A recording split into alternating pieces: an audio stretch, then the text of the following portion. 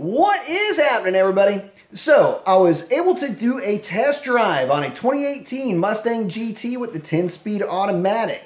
Admittedly, it was a base model with the 3.15 rear axle ratio, but I came away from the experience, well, in a lot of ways, having more questions about Ford in general than answers. So, let's get into the driving experience. First of all, there were a few things about that car that I absolutely loved. The first, it's a Mustang, and for some reason that car fits me as though it were tailor-made to my specifications.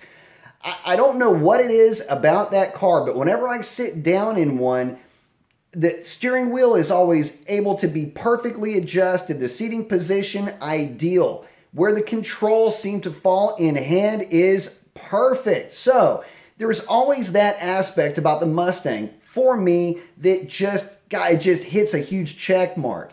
But the car otherwise, well, let's talk about the exhaust note.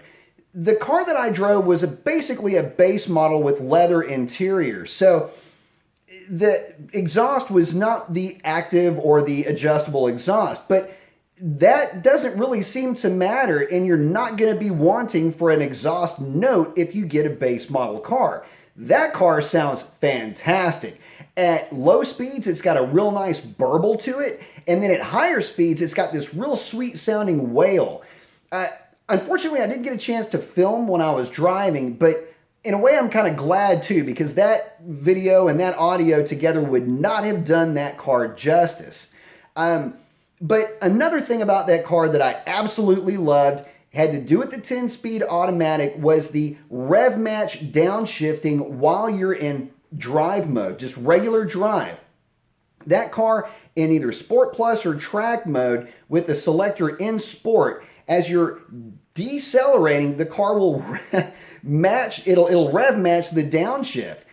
I found that so much fun, and that alone is worth the price of admission as far as I'm concerned. I absolutely had a ball with that car. I mean, I would, get the car going about 60, 70 miles an hour and start just slowing down just enough to where it would start to rev match downshift. For some reason, that just made me smile. So there's that part of the car. Good job on Ford for engineering and programming that into the transmission. So all the giddiness aside, what did the car drive like? Well, first of all, I've got to again state that the car did have the 3.15 rear axle ratio, which, with the 10-speed automatic, well, let me stop right there. By comparison, the Challengers and Chargers have a 3.09 rear axle ratio, so it's a pretty decent line of sight comparison, if you're comparing rear gears and, transmission ratios more or less being the same. But, sidebar ended at that point. Look, here's the deal. The Mustang, it's a 5-liter, and you can't change physics. The engine does not make that much torque. Unfortunately, the 10-speed automatic doesn't seem to be geared as aggressively as I would have hoped it to be down low. Excuse me, like in first, second, third gear. It's not as aggressive as what I would have hoped. And so because of that, again, the car just felt not necessarily lazy. It just felt like it had a bit of a lack of torque off the line. Once you get that thing rolling, it revs to 7,500 RPM. The shifts are very quick, and then you are into the next gear, but not for very long. Keep in mind it's a 10-speed. Goes through the second gear, goes through the third gear, goes through the fourth gear in about that amount of time.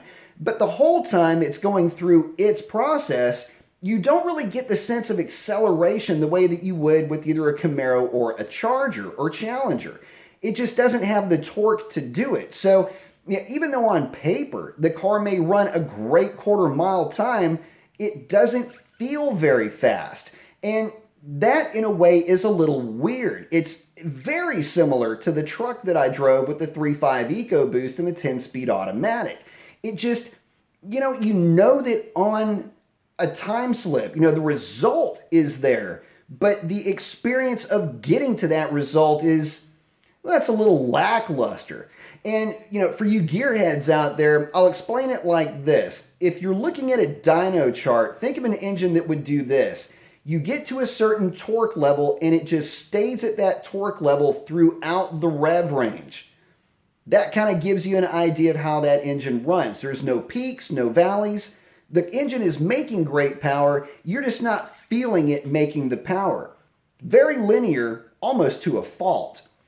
But another weird thing about the car, and this kind of ties into the 10-speed automatic a little bit, and possibly that rear end ratio. At highway speeds, cruising down the road, again, Sport Plus in either track mode, I'd have this car in about the most aggressive settings I could to get the most out of it. At highway speeds, stand on the throttle, it downshifts, and you're moving. The problem is that it will hang on to that gear seemingly forever. And it's not just because it's revving out to 7,500 RPM. You get the sense that it should have downshifted a gear lower than what you were in, because it's just feels like it's stuck in this gear. There's no, sense of excitement when you floor it on the highway. Yeah, it's making a fantastic sound, but because it only downshifted into that one gear, I didn't really ever get the sense that it was really on a move.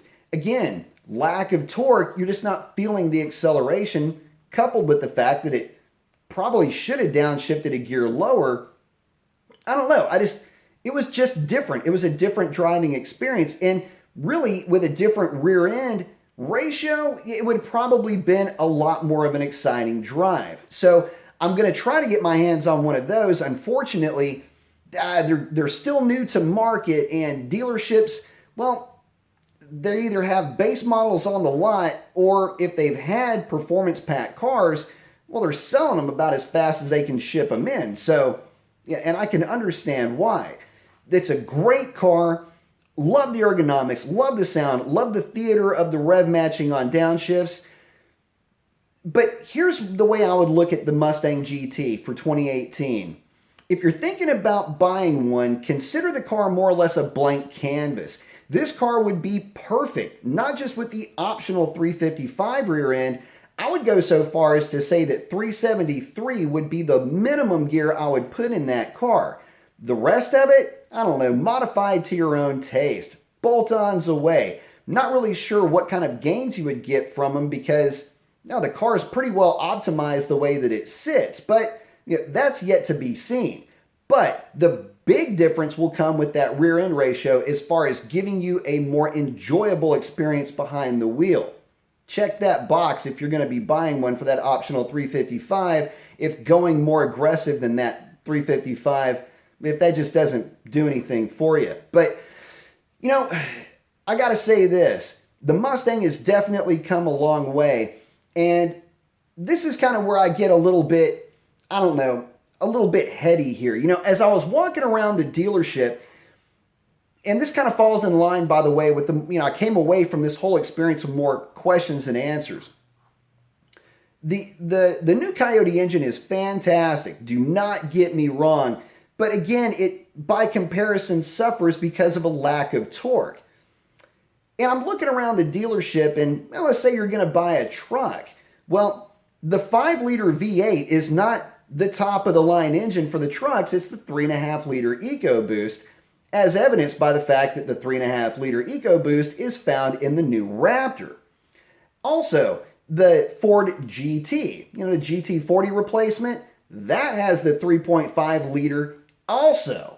So, the turbo V6 thing, well, that seems to be the top-of-the-line power plant if you're buying something, like a truck. But, look at the rest of the lineup. If you're going to buy the top-of-the-line performance engine, it's going to have some type of an EcoBoost engine in it with naturally aspirated variants as, well, either a loss-leader engine or it's just going to be a lower-tier engine. Well, the Mustang has a V8 naturally aspirated as its top-of-the-line engine, and by seemingly the philosophy of Ford, it's missing an engine. It should have the EcoBoost 3.5-liter underneath the hood of that car. In my opinion, that engine would suit that car perfectly as opposed to the V8. Makes quite a bit more torque, and we all know that it's child's play to get over 460 horsepower out of that power plant. So when you're looking at it from, maybe a little bit different point of view, I'm trying to figure out Ford's philosophy here. And to stack on top of that argument a little bit farther, the S550 is a world platform car, and the world loves them some small engines with boost. Well, where's the V6 in all of this? That 3.5-liter EcoBoost would turn that car into a monster. Think of the torque that you would have at your disposal with the same type of horsepower. That engine combination engine and transmission combination would put just about everybody else on notice. So, I don't know, just my 2 cents on that car. It just seems like it's going a little bit counterintuitive for Ford to use the 5-liter in the Mustang at this point in time. But you know what? It works well enough now. And with just a few modifications, that car would shine in any environment that you put it into. So, at any rate, those are my thoughts on that car. As much as I liked it, I didn't fall in love with it. If it had had a different rear end ratio, maybe I might be singing a different tune. But for now, I think I'm going to stick with my 392 and just see how far you guys can take the brand new Coyote platform. And that's a wrap on this one. Y'all have a great one. Adios.